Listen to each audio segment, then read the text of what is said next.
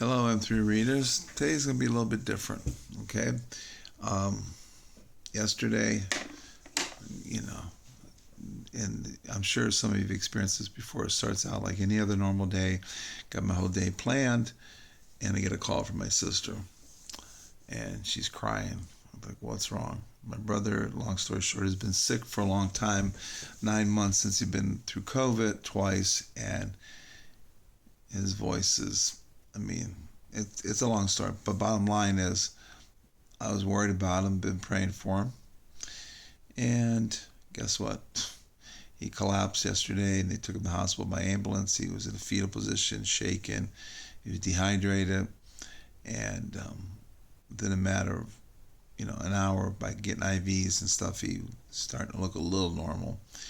So it's 2 hours from me. So got in the car. My wife said, "Go down there," you know. And so it's one of those things that you need to realize, and I know I do realize this all the time.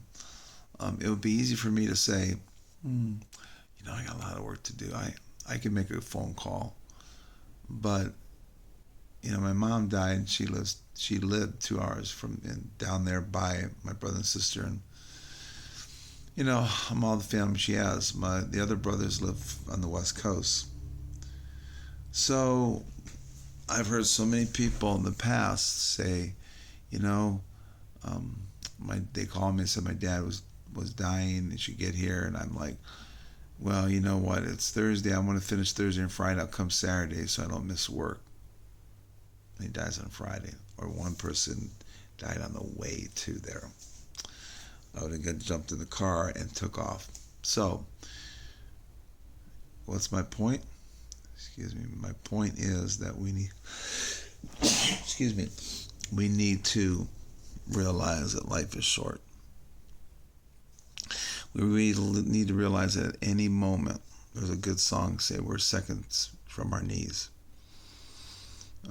They had a mask on. His blood pressure was 60/40. He had an oxygen mask on, and then they took and put him on the ventilator. His bilateral pneumonia, blood infection. It's going to be a little bit, but he's alive. Okay, so. But everybody say, well, he's probably okay. Well, what if he wasn't? What if I ignorantly said, I got some calls to make and da da da da. That doesn't reflect my message of integrity and my Christian values. So, money isn't everything. In fact, when I went down there, and he was semi-conscious, he talked about he's worried he had to write because he couldn't talk about the money. His insurance isn't the best. I'm like, you can pay him $20 a month. Your life's important, because the doctor said if he wouldn't have come in, he would have died. He would have just suffocated in his sleep. So he's alive. So what price do you put on that?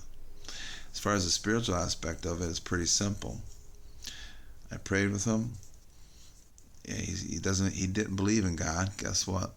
And I said, God, keep him alive till I get there. I told him about praying, ask Christ his life, and guess what? He did it.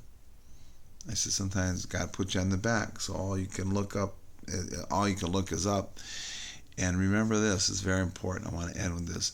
God takes you where you don't want to go to get you where you need to be, right with him, or reconnect with him, whatever the case may be.